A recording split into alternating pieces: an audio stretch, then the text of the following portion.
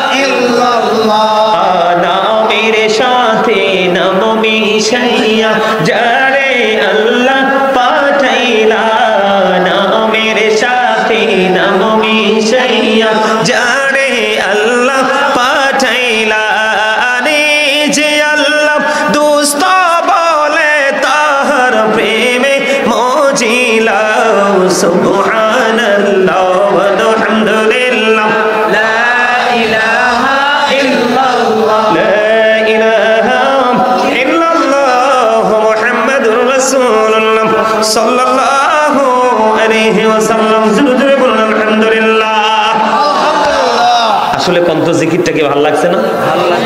ভালো শুধু লাগছে না, আমার মনে হয় যে যদি শরীরটা কুলাইতো, আমার মনে হয় অল টাইম অলওয়েজ করতে পারতাম। এত মজা আমার কাছে লাগে।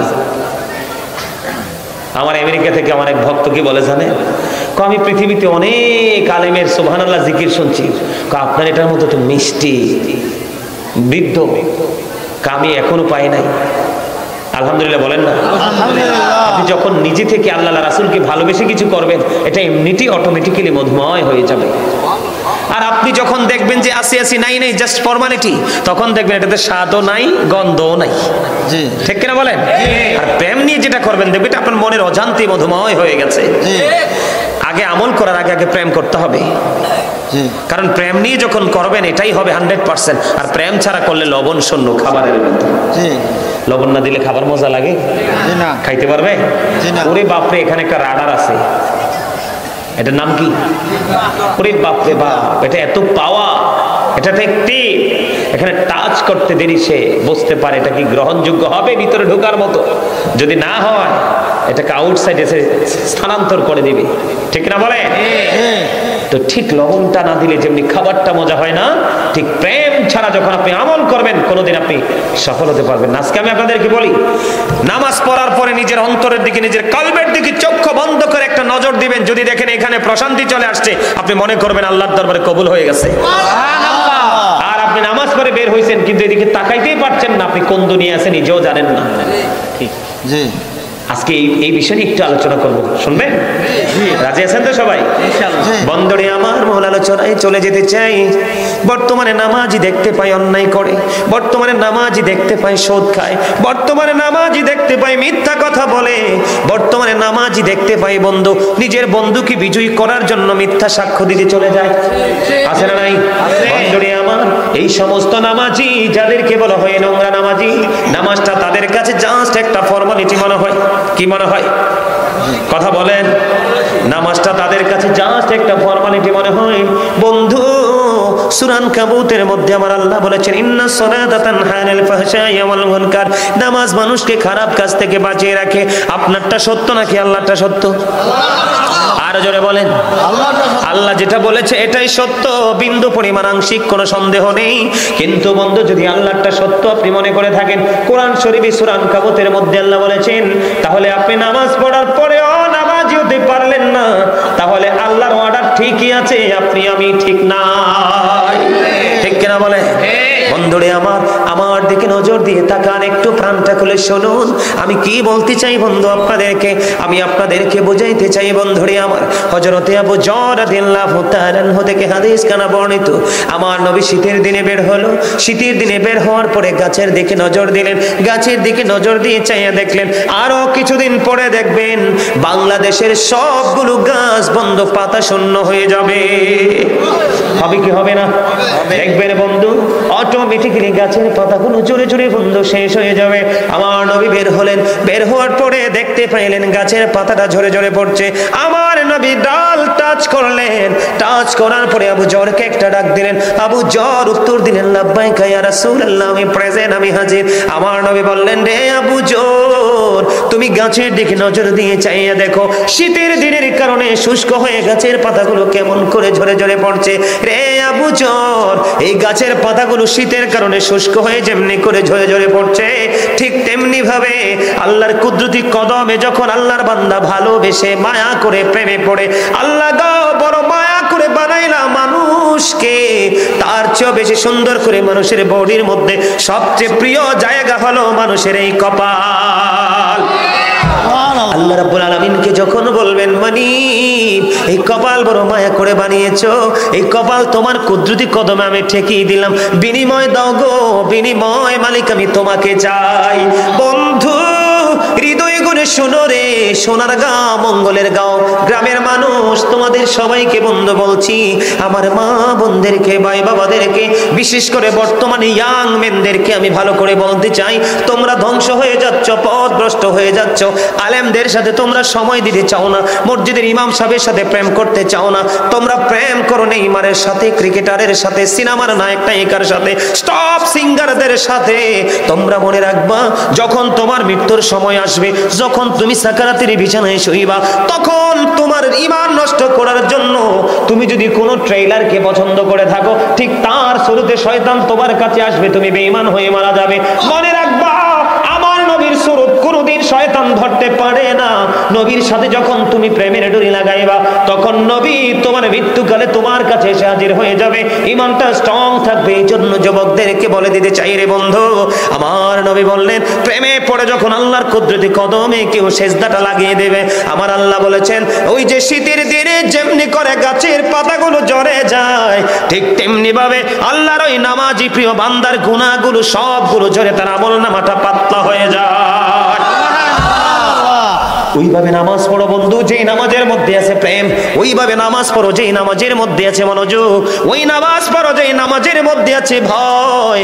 তুমি নামাজটা পড়তে হবে এমন ভাবে বন্ধু, একজন নামাজে দাঁড়ালেন, বন্ধুরে আমার নামাজে যখন তিনি দাঁড়ালেন, দাঁড়ানোর পরে তিনি বলতেছেন আমি নামাজটা এমন ভাবে পড়তে চাই। কিভাবে পড়ি?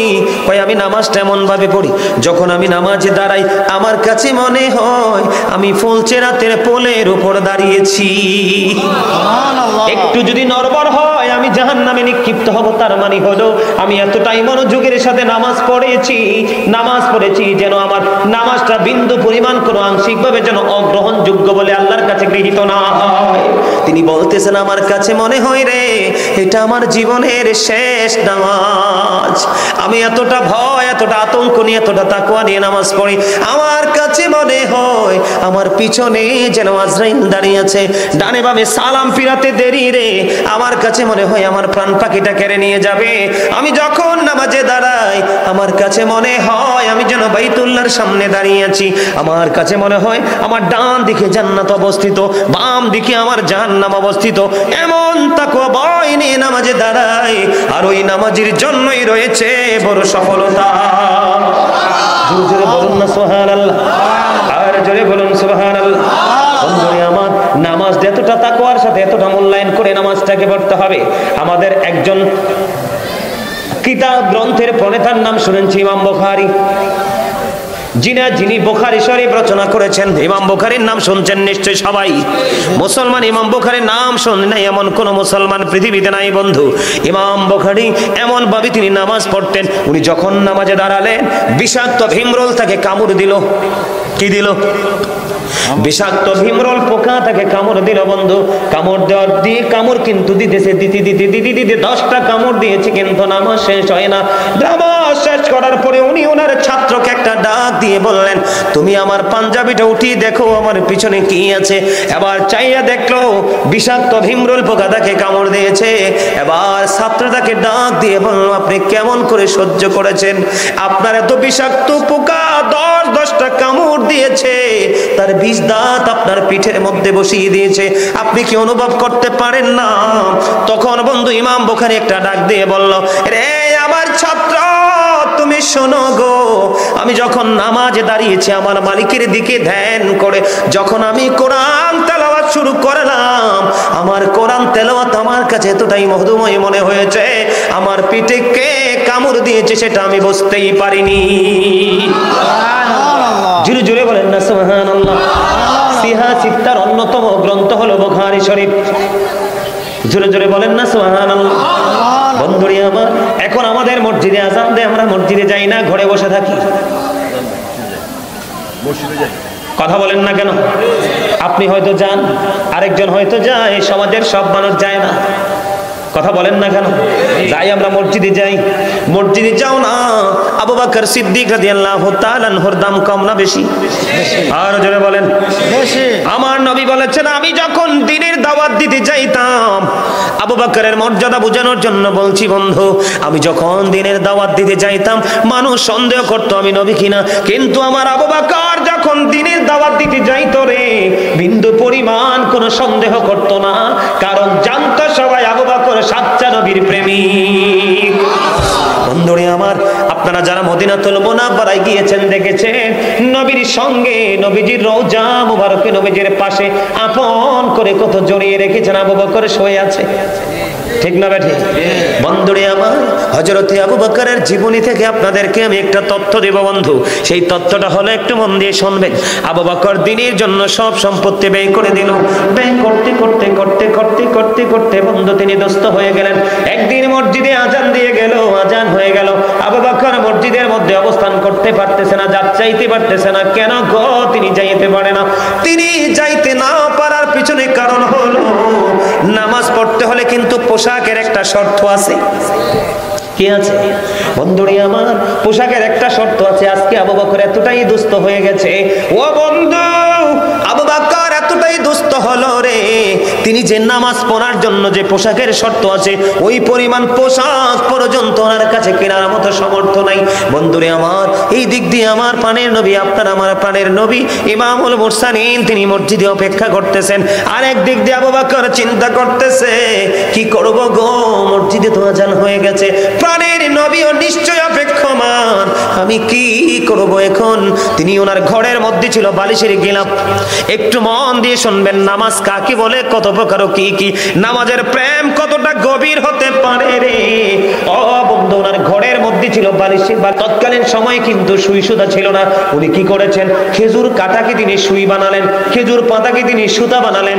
এই যে দুইটা বালিশের গিলাপ কেটে ছোট্ট জামা দিতে একটা ছোট্ট জামা বানালেন, এটাকে সুন্দর করে রেডি করে বন্ধু তিনি মসজিদে চলে গেলেন।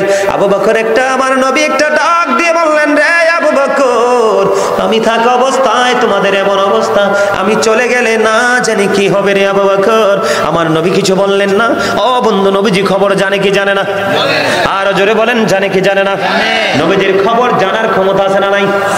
অদৃশ্যের খবর যদি না দিতে পারে কখনোই তিনি নবী না, আর অদৃশ্যের খবর জানতে না পারলে কখনোই দেওয়া সম্ভব না। আমার কথা কি আপনারা বুঝতেছেন? বুঝতেছেন? মনটা দিয়ে শোনেন বন্ধু। এবার তিনি কি করলেন, মসজিদে চলে গেলেন, একসাথে নামাজটা আদায় করে ফেললেন। নামাজ আদায় করার পরে এবার আবার নবীজি মসজিদ থেকে যখন একটা কদম মুবারক সামনের দিকে বন্ধু বাড়িয়ে দিল, এবার চাইয়া দেখে রে জিবরাইল আলাইহিস সালাম খেজুর পাতার পোশাক পরে নবীজির সামনে। আর জোরে বলেন না সুবহানাল্লাহ। নামাজ কেমন জিনিস, নামাজ কাকে বলে বন্ধু, কেমন প্রেম নামাজের প্রতি থাকতে হবে, আবু বকরের জীবনী থেকে বন্ধু শিক্ষা নিতে হবে আমাদেরকে।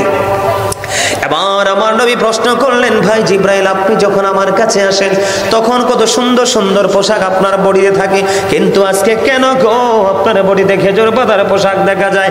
এবার জিবরাইল আলাইহিস সালাম একটা ডাক দিয়ে বললেন, ইয়া রাসূলুল্লাহ, ইয়া হাবিবাল্লাহ, নবী গো, আপনি আবু বকরের বডির দিকে তাকায়া দেখেন, উনি খেজুর পাতার পোশাক পরে নামাজ পড়তে এসেছে। আমার আল্লাহ গোটা আসমানি ফেরেশতাকে ডাক দিয়ে বলল, তোমরা নজর দিয়ে চাইয়া দেখো, আমার আবু বকরের পোশাক কেনার মতো পর্যন্ত তার সামর্থ্য নাই, টাকা নাই, তারপরেও ছোট্ট বালিশের গিলাপ তিনি কি করলেন, জোড়া লাগাইলেন। তারপরে হয় না, খেজুর পাতা তিনি যুক্ত করলেন, পোশাক বানাইয়া নামাজ পড়তে দৌড়ায় মসজিদের দিকে রে। তারপরে আমি মাওলার সেজদা তিনি ছাড়েন না। আমার নবী, আমার আল্লাহ সমস্ত ফেরেশতাদেরকে ডেকে ডেকে বললেন, ও ফেরেশতারা রে, তোমরা সবাই আজকে আমার আবু বকরের সম্মানার্থে খেজুর পাতার পোশাক পরো। জিবরাইল আলাইহিস সালাম ডেকে ডেকে বললেন, ইয়া রাসূলুল্লাহ, ইয়া হাবিবাল্লাহ, নবী গো, প্রাণের নবী, আজকে আমি না গো, আসমানের সকল ফেরেশতারা আজকে খেজুর পাতার পোশাক পরে আছে, আমার নবী আবু বকরের জন্য প্রাণ ভরে দোয়া করে দেয়। দেখেন বন্ধু, লম্বা জামা পরে নামাজ পড়া সুন্নাত। ঘরে নামাজ পড়ার চাইতে আপনি মসজিদে জামাতে পড়া 25 থেকে 27 গুণ বেশি সওয়াব। আজকে আপনি মসজিদে যাচ্ছেন না বন্ধু, কারণ মসজিদে না যাওয়ার কারণে আপনার নামাজটাও কিন্তু রীতিমতো পড়া হয় না। যদি আপনি মসজিদমুখী হতেন, আপনার কাছ থেকে কখনোই নামাজ ছুটে যেত না। আপনারা তো জানেন না, এটাকে আপনারা খেয়াল খুশি মনে বন্ধ মনে করে নিচ্ছেন। হাদিস শরীফের মধ্যে এসেছে, আপনার আমার প্রাণের নবী বলে দিয়েছেন, যদি কারো বাড়ির আঙিনায় একটা পুকুর বা কূপ যদি জলাশয়ে থাকে, সে যদি 5 বার গোসল করে তাহলে তার শরীরে কোনো ময়লা থাকবে না। ঠিক কিনা বলে? আমার নবী, আপনার নবী, দু জাহানের বাদশা নবী, তিনি বলে দিয়েছেন, তেমনি ভাবে আল্লাহর প্রিয় বান্দা যখন 5 ওয়াক্ত নামাজ পড়বে, এই 5 ওয়াক্ত নামাজের কারণে তার আমল নামায় কোনো গুনাহ থাকবে না। বন্ধুরা আমার, আল্লাহর হাবিব বিষয়টা কেমন ভাবে আমাদের সামনে উপস্থাপন করেছেন। আল্লাহ রাসূল বলেছেন, সালাতুল খামস, 5 ওয়াক্ত নামাজ, ওয়াল জুমআতু ইলাল জুমআ, এক জুমা থেকে আরেক জুমা, ওয়া রমাদানু ইলা রমাদান, এক রমজান থেকে আরেক রমজান, মুকাফফিরাতুল লিমা বাইনাহুন্না ইজাজতুনিবাতিল কাবাইর। আমার নবী বলেছেন, 5 ওয়াক্ত নামাজ যেই ব্যক্তি পড়বে, এক জুমা থেকে আরেক জুমা যেই ব্যক্তি পড়বে, এক রমজান মাস থেকে আরেক রমজান মাস পর্যন্ত যেই ব্যক্তি যথাযথভাবে বন্ধু পালন করবে, আমার নবী বলেছেন, দেখেন আমরা আমাদের দাম কত বেশি বন্ধু, আমাদের ইজ্জত কত বেশি, আমাদের মর্যাদা কত বেশি, আমাদের দাম আল্লাহ কত বেশি বাড়িয়ে দিয়েছেন। আমার নবী বলেছেন, 5 ওয়াক্ত নামাজের মধ্যে গ্যাপ আছে না নাই? কথা বলেন না কেন? আরে জোরে। আপনারা কি হাসতে পারেন না? আপনাদেরকে মনটা খারাপ নাকি আমার ওয়াজের? আপনাদেরকে মনটা খারাপ নাকি আমার ওয়াজের দিকে বেশি মনোযোগ? কোনটা? আসলে সত্যি বলছেন, আপনাদের পরিবেশটা একেবারে নিবিড় হয়ে গেছে। আলহামদুলিল্লাহ বলেন। আরে জোরে। আমার কাছে মনে হয় যেন আপনারা কিছু সময়ের জন্য নিজেদেরকে কোথাও জানি হারিয়ে ফেলেছেন। আমার কাছে এরকমই মনে হচ্ছে। এটাই আমাদের প্রত্যেকের হওয়া উচিত। কথা কি আমার বুঝেন? আমি আপনাদেরকে ব্যাখ্যা করে দেই বন্ধু ছোট্ট করে, কারণ আমার আরো আলোচনার বিষয় রয়েছে। আমি আপনাদেরকে বলতে চাই, আল্লাহ রাসূল বলেছেন পাঁচ আসসালাতুল খামস, 5 ওয়াক্ত নামাজ কি? আর যারা বলেন 5 ওয়াক্ত। ফজরের পরে জোহর পর্যন্ত গ্যাপ আছে না নাই? জোহর থেকে আসর পর্যন্ত, আসর থেকে মাগরিব, মাগরিব থেকে ঈশা, লম্বা লম্বা গ্যাপ আছে না নাই? কারণ এখানে একটা বিষয় বড় অত্যন্ত লক্ষণীয়, মানুষ কিন্তু চায় না গুনাহ করতে, কিন্তু গুনার দিকে ডেকে নিয়ে যায় শয়তান। কে? শয়তান মানুষের একেবারে 100% প্রকাশ্য শত্রু, কিন্তু 100% মুমিন যারা রে, আমার আল্লাহ বলেছেন ইন্না কাইদা শাইতানি কানা দাঈফা। আল্লাহ বলেছেন শয়তান ডিসিপশন ইজ ভেরি উইক। শয়তান কখনোই মুমিনকে ধোঁকা দিতে পারে না। শয়তানের ধোঁকা মুমিনের জন্য একেবারে দুর্বল, একেবারে উইক। সুবহানাল্লাহ বলবেন না? তার প্রমাণ হলো আজকে আপনারা দেখেন রাস্তায় মানুষের কোনো অভাব নাই, এখানে আসতে চায় না, খেয়ে দিয়ে বাড়ি চলে যাচ্ছে, আর আপনারা সব ছেড়ে জান্নাতের বাগানে। এটাই হলো বন্ধু প্রেমহীন আর প্রেম অন্তরের পরিচয়। জোরে জোরে বলেন না সুবহানাল্লাহ। আমার নবী বলেছেন 5 ওয়াক্ত নামাজের মধ্যে যে গ্যাপ আছে, গ্যাপের মধ্যে যে তোমরা অন্যায় করো, অপরাধ করো, ফজর পড়ার পরে জোহর পড়ে ফেলেছো, মাঝখানের গুনাহগুলো মাফ হয়ে গেল, এমনি করে করে 5 ওয়াক্ত নামাজের গ্যাপে আগে পরের নামাজগুলো তোমার ও গুনাহগুলো মাফের জন্য সহায়ক হবে। এরপরে আমার নবী বলেছেন আল জুমআতু ইলাল জুমআ সাইয়্যিদুল আইয়াম, জুমার দিন শ্রেষ্ঠ দিন। এই দিনটা হলো গরিবের হজের দিন, এই দিনটা হলো গুনাহ মাফের দিন, এই দিনটা হলো আল্লাহর দিদার প্রাপ্ত বান্দা হওয়ার দিন, এই দিনটা হলো বন্ধু অনেক বেশি নেক হাসিল করার দিন। আজকে কোন দিন গেল? জুমার দিন চলে গেল বন্ধু। তোমরা বড় হতভাগা, আমরা বড় হতভাগা রে বন্ধু। এই গান আমাদের মধ্যে নাই। আমি আপনাদেরকে বলে দিতে চাই, আল্লাহর হাবিব সরকারে মদিনা তিনি বলেছেন আগের কাতারে এসে বসতে একটা ওট কুরবানির সওয়াব। সবার আগে যিনি মসজিদে প্রবেশ করবে এবং সবার পরে যিনি মসজিদ থেকে বের হবে, বাড়ির দিকে রওনা হওয়ার পরে প্রত্যেকটা কদমের বিনিময় 1 বছরের নফল ইবাদতের সওয়াব দেওয়া হবে। জোরে জোরে বলুন না সুবহানাল্লাহ। আরেকটু মহব্বতে পড়ুন সুবহানাল্লাহ। বন্ধু হৃদয় খুলে শোনো গো, আমার নবী বলেছেন তুমি আজকে একটা জুমার নামাজ পড়লা, আগামী শুক্রবার আরেকটা জুমার নামাজ পড়ো, মাঝখানে একটা সপ্তাহ, ঠিক কিনা বলে? দিন রাত ঘন্টার পর ঘন্টা, সময়ের পর সময় মাইনাস হয়ে গেল। আমার নবী জানিয়ে দিয়েছেন এই যে লম্বা সময় 2 জুমার মাঝখানে, এই লম্বা সময়ের গুনাহগুলোর কাফারা হয়ে যাবে 2 দিকের জুমা। আমার নবী বলেছেন ও রমাদানু ইলা রমাদান, আমার নবী বলেছেন এক রমজান থেকে আরেক রমজান, ঠিক কিনা বলেন? 360 দিনে যদি আমি 1 বছর ধরে, কয় দিন? 360 দিনে যদি 1 বছর ধরি, তাহলে বন্ধু আপনার এই বছর রোজাতে চলে গেল 30 দিন অথবা 29 দিন। আমি 30 দিনে ধরলাম। পরের বছর যখন এবং ফার্স্ট ইয়ার শুরু হয়ে যাবে বন্ধু, প্রথম যখন বছর শুরু হয়ে যাবে, তখন ওখান থেকে আমি আরো 30টা দিন মাইনাস করে দিলাম, 60 দিন চলে গেল। আর অবশিষ্ট আছে কয় দিন? 300 দিন। বন্ধু আমার নবী বলেছেন এই বছর রমজানগুলো তুমি যথাযথভাবে রোজাগুলো রেখেছো, এর পরের বছর যথাযথভাবে রোজাগুলো রেখেছো, মাঝখানে যে 300 দিনের ডিসটেন্স, ও বন্ধু 300 দিনের যে ডিসটেন্স বা পার্থক্য রয়েছে, 2 দিকে রোজার কারণে তোমার গুনাহগুলো মাফ হয়ে যাবে। তবে পরে নবীজি বলেছেন মুকাফফিরাতুল লিমা বাইনাহুন্না ইজাতুনিবাতিল কাবাইর। আমার নবী বলেছেন তবে শর্ত হলো কবিরা গুনাহ থেকে বেঁচে থাকতে হবে। আওয়াজ তুলে বলেন আল্লাহু আকবার। আরেকটা মজার খবর আমি আপনাদেরকে দিয়ে, রাসূল বলেছেন মান সাল্লাল বারদাইনি দাখালাল জান্নাহ। আমার নবী বলেছেন শীতল সময়ে 2 ওয়াক্ত নামাজ যে ব্যক্তি পড়বে ওই ব্যক্তি জান্নাতে প্রবেশ করবে। বলে হুজুর ওই শীতল সময় কোনটা গো? ও বন্ধু একটা হলো ফজরের নামাজ, আরেকটা হলো বন্ধু আসরের নামাজ।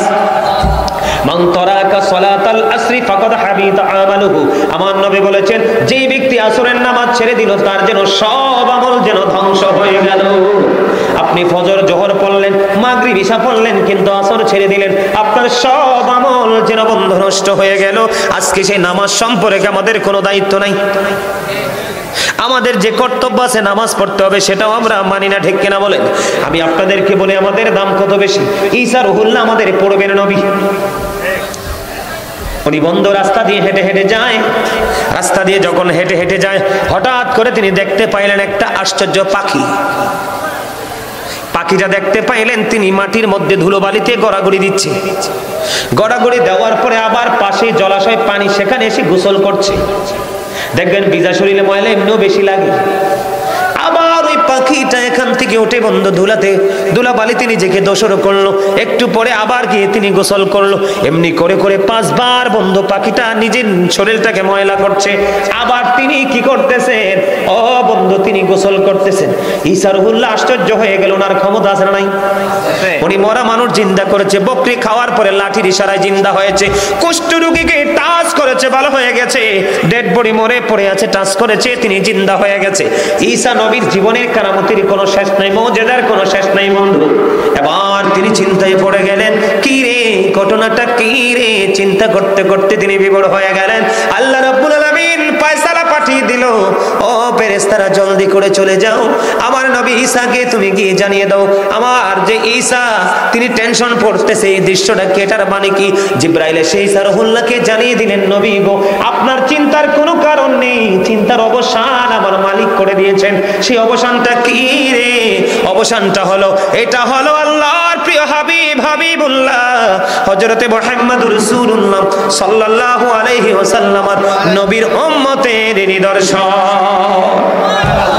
পাখি ধুলাবালি দূষণ হচ্ছে, নিজের গাটাকে যে ময়লা করে ফেলছে, কি করে ফেলছে? নিজের শরীরটাকে ময়লা করে পড়ছে, এটি হলো পাপ। এটি কি?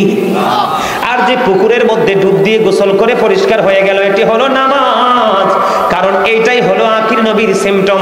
তারা সারাদিন অপরাধ করবে, নামাজে যখন সেজদা দিতে যাইবে তাদের গুনাহগুলো জড়ে যাবে, পরিষ্কার হয়ে যাবে। আবার যখন বের হয়ে যাবে লোভ লালসায় অন্যায় করবে, আবার নামাজে দাঁড়িয়ে যাবে, তার গুনাহ মাফ হয়ে যাবে। আমার শয়তান বলল, আল্লাহর ইজ্জতের কসম করে বলছি গো উম্মত, তোমার বান্দাগুলোকে পথভ্রষ্ট করব। আল্লাহ রাব্বুল আলামিন কথা দিয়েছে, আমি আল্লাহ কথা দিলাম, আমার বান্দা মৃত্যুর পূর্বক্ষণ পর্যন্ত, যতক্ষণ পর্যন্ত ক্ষমা চাইতে থাকবে, আমি আল্লাহ ততক্ষণই ক্ষমা করতে থাকবো। জোরে জোরে বলেন না সুবহানাল্লাহ। বলে হুজুর এক একটা সিম্পটম হাদিস শরীফের মধ্যে এসেছে। আপনার আমার পানের নবী বলেছেন, মাছের মাথার সমপরিমাণ চোখের পানি যদি আপনার চোখ দিয়ে ঝরে পড়ে, আমার আল্লাহ ওয়াদা করেছে, আমার নবী জানিয়ে দিয়েছেন, তার জন্য জাহান্নামের আগুনটা হারাম হয়ে যাবে। বন্ধুরে আমার, তোমরা নামাজ ছেড়ে দিও না। ফজরের নামাজটা তোমরা জামাতে পড়বা, এশার নামাজটা তোমরা জামাতে পড়বা, তাহলে তোমার পুরো রাতটা ইবাদতের মধ্যে গণ্য হয়ে যাবে। কথা বোঝেন নাই? আপনি কিন্তু এশার পরে শুয়ে গেলেন, ফজর পড়লেন, ফজর পরে দিন পার করলেন, এশার পরে শুয়ে গেলেন, আপনার আমল নামায় ও বন্ধু সারা রাত নফল ইবাদতের সওয়াব দেওয়া হবে। জোরে জোরে বলেন না সুবহানাল্লাহ। এখন আপনারা তো জানেন না অপরাধটা কি হবে নামাজ না পড়লে। আমরা কিন্তু অনেকেই জানি না অপরাধটা কি হবে বন্ধু। এক ব্যক্তি ভুল করে এক মহিলাকে চুমু খাইলেন। কি করলেন? চুমু খাইলেন। একজন আরেকজনের বিবিকে চুমু খাওয়া বা বেগানা নারীকে চুমু খাওয়া অন্যায় না? এবার তিনি চুমু খাওয়ার পরে অপরাধ বোধ হলো, এবার নবীজির কাছে চলে গেলেন, ইয়া রাসূলুল্লাহ, ইয়া হাবিবাল্লাহ, নবী গো কত বড় অন্যায় করে ফেলেছি, এখান থেকে আমি মুক্তি পেতে চাই। আমার নবী সঙ্গে সঙ্গে জানিয়ে দিলেন, তুমি নামাজ পড়তে থাকো। তাহলে আপনার জীবনের গুনাহ থেকে মুক্তি পাওয়ার জন্য গুরুত্বপূর্ণ ভূমিকায় থাকে আল্লাহর কুদরতি কদমে সেজদা। কথা বলেন না আরো জোরে। আল্লাহর কাছে পছন্দের কাজ হলো বন্ধু সময় মতো নামাজ আদায় করা। কি করা? আল্লাহর কাছে পছন্দের কাজ সময় মতো নামাজ আদায় করা, মা বাবার সাথে সুন্দর ব্যবহার করা, আর দ্বীনের জন্য যুদ্ধে নিজেকে যুক্ত করা। জোরে জোরে কন্যা সুবহানাল্লাহ। আর জোরে বলেন সুবহানাল্লাহ। তাহলে আমাদের নামাজ পড়ার দরকার আছে না নাই? নামাজ আমরা পড়বো কি পড়বো না? নামাজ পড়লে লাভ না লস? আর জোরে বলেন নামাজ পড়তে রাজি আছেন? আমি ছোট্ট করে বন্ধু সংক্ষিপ্ত আকারে বলবো, কেউ যদি ইচ্ছে করে এক ওয়াক্ত নামাজ যদি কাজা করে, কয় ওয়াক্ত? এক ওয়াক্ত নামাজ যদি কাজা করে, তাহলে তাকে এক হুকবা জাহান্নামে থাকতে হবে। এক হুকবার মানে হলো বন্ধু 80 বছর। কত বছর?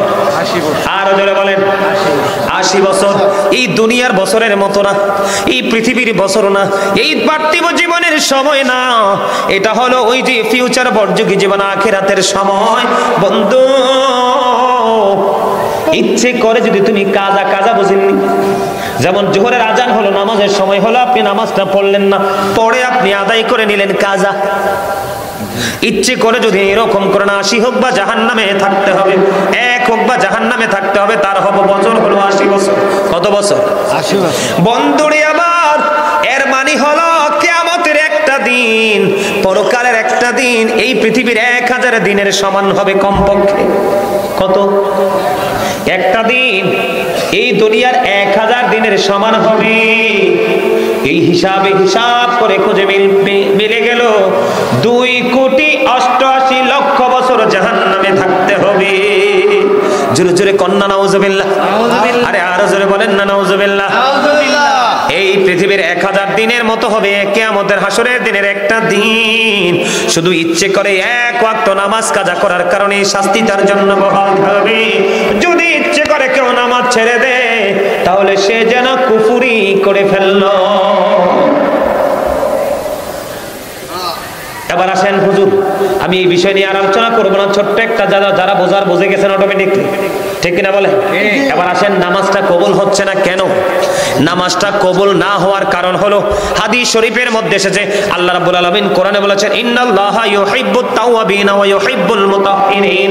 আল্লাহ রাব্বুল আলামিন তওবাকারী এবং যারা পবিত্র থাকে তাদেরকে ভালোবাসে।